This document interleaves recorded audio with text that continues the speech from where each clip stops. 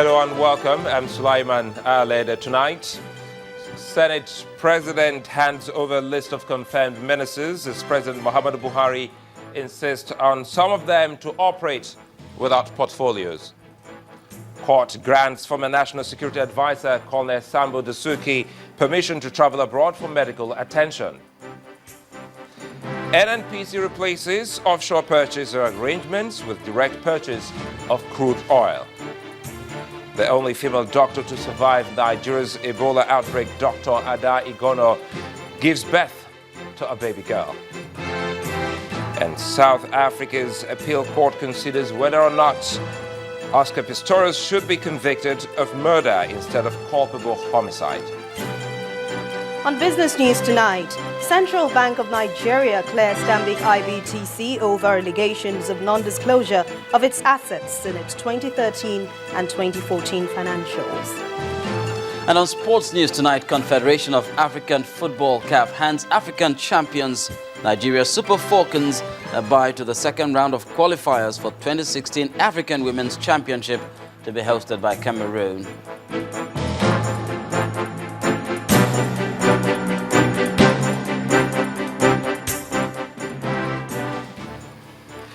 After the wait came the list and subsequent confirmation of the ministers designate. That confirmation at the Senate has finally been communicated to the President by the Senate President, although some of them would be functioning without portfolios, according to President Muhammadu Buhari. The Senate President, Dr. Bukola Saraki, says that shouldn't cause any worry, as we all should picture the big screen. He came in a convoy with the presidential liaison to the National Assembly, and they headed straight to the president's conference room. The Senate President has come for the submission of the ministerial list containing the 36 names they have confirmed, a job he told the president has been completed. Formally present a list of the 18 ministers who are now cleared, and that makes a total of all your 36 nominees have been cleared by the Senate. And I was just engaging the SSA to check in the records when last that had happened. I said, well, it must be credit to the nominees that were submitted, or also credit to the hard work of the Senate. But I think we'll take it that is a credit to the nominees submitted. So, sir, I want to formally present the list of the nominees. And he rose for the formal presentation of the list. President Buhari is happy that the National Assembly passed all the names he submitted. Yes, the Constitution said there should be 36 names, but not 36 ministries, and that he must explore that following the downturn of the economy. He wonders why his critics are scared that he is telling the nation the truth. The Constitution certainly said there must be one member of the cabinet from all the states. The Constitution didn't say I must have 36 ministries. So I will exploit that detail because of the economic imperative to have less ministers, substantial ministers, let me put it that way, than whatever somebody speculated in some of today's papers.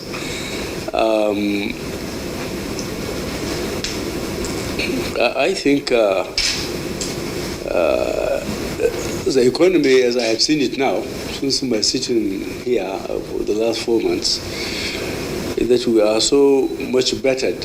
Although some people are saying I'm giving bad publicity, I'm scaring away investors. Any investor who is interested in investing in Nigeria, in fact, seems to know more about the economy than ourselves. So when I come and tell the truth about the position of the economy of the country, I'm going out looking for investors, but I'm confirming to them that we are truthful. We'll tell them the truth, that we need them to come to help us help ourselves by getting industries, manufacturing, employment, goods and services. They know our needs. But because we have human and material resources, I believe eventually they will come round and help us. The president is grateful to the Senate president for a job well done. According to him, all the ministers, when inaugurated, will be seated in the council chambers. Perhaps for the first time, Nigeria may be having ministers without portfolios. Blame it on the economy, an issue the Senate president says should not be trivialized. I think we need to move away from the small issues and begin to focus on the major issues. I think we're the country presently now, we're at a very trying time, no doubt about it. We have the challenge in the Northeast. We have the challenge in the issue of revenue. We have the challenge in the issue of trying to boost the economy and create jobs. We have some of these issues that we really need to address. And I think that it is time for us and those are some of the things we looked at as a Senate, that it's time for us to give support in moving the country forward. President Buhari is grateful to the senators for a job well done. Next will be the inauguration proper, and Nigerians cannot wait to see that happen quickly for an administration that has lost 5 months without a cabinet. Chukwuma Onwekusi, Channels Television News.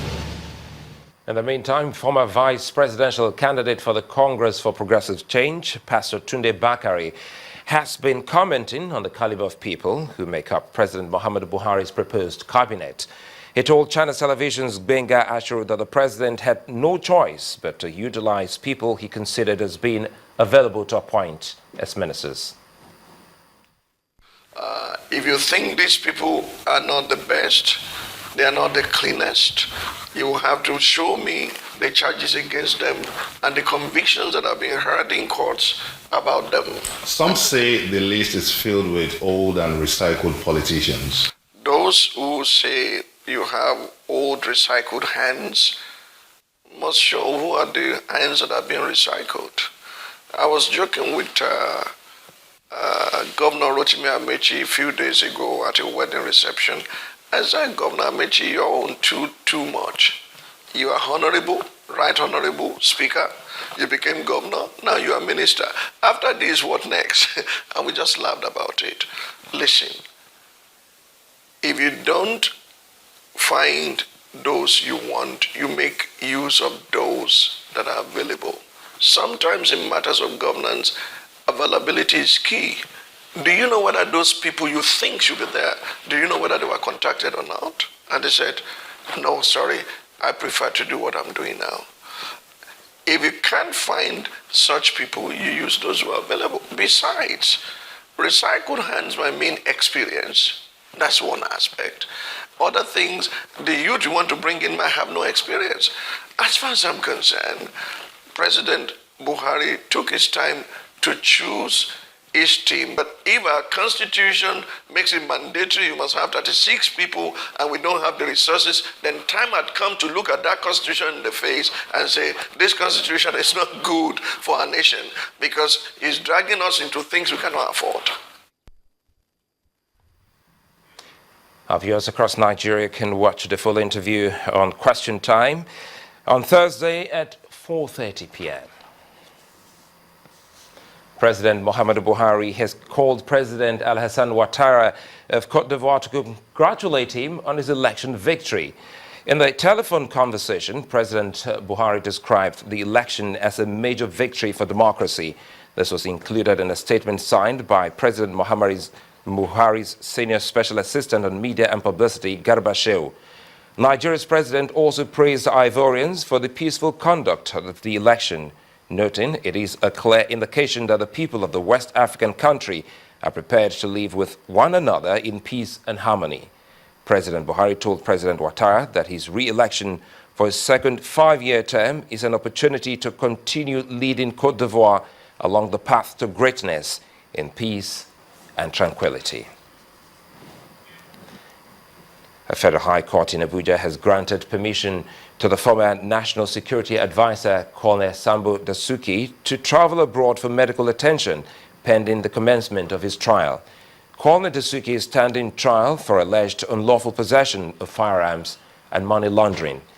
A ruling on the application filed by Mr. Dasuki, Justice Adeniyi Ademola, granted the former National Security Advisor a period of 3 weeks within which to take care of his health abroad. However, the trial judge, who had earlier granted bail to Dasuki on self-recognition, varied the bail condition which now include a surety who will write an undertaking to produce the accused person on the next adjourned date. Justice Ademola also said that the surety should be ready to take the position of the accused in case the former NSA refuses to appear to answer charges preferred against him. The trial has been adjourned to the 26th and 27th of November. The former governor of Benue State, Mr. Gabriel Suswem, is expected to be arraigned by the Economic and Financial Crimes Commission tomorrow over allegations bordering on money laundering to the tune of 3 billion naira. The anti-graft agency today disclosed that it is set to arraign Mr. Suswem before an Abuja court if it filed a 9-count charge against the former governor last month at the Federal High Court in Abuja. Now, in a statement by the anti-graft spokesperson, Mr. Wilson Wujaren, the FCC alleges that Mr. Suswem and his former finance commissioner, Omodachi Okolobia, diverted proceeds of the sale of shares owned by the Benue State government and Benue Investment and Property Company Limited. The agency says the offense levied against the former Benue governor is punishable under Section 15(3) of the Money Laundering Prohibition Act of 2011 as amended in 2012.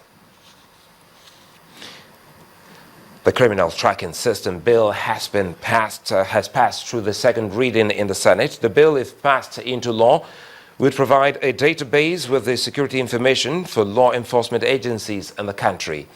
The sponsor of the bill, Senator Hope Uzodimma, said the bill, if passed, would lead to the upgrade of the present Nigeria Police Central Registry with modern and up-to-date technology to provide vital security services for safe and efficient policing of the nation. A well-developed criminal record tracking system is a very important tool for national security, which in turn will assist to keep the citizens of any nation safe from any potential danger.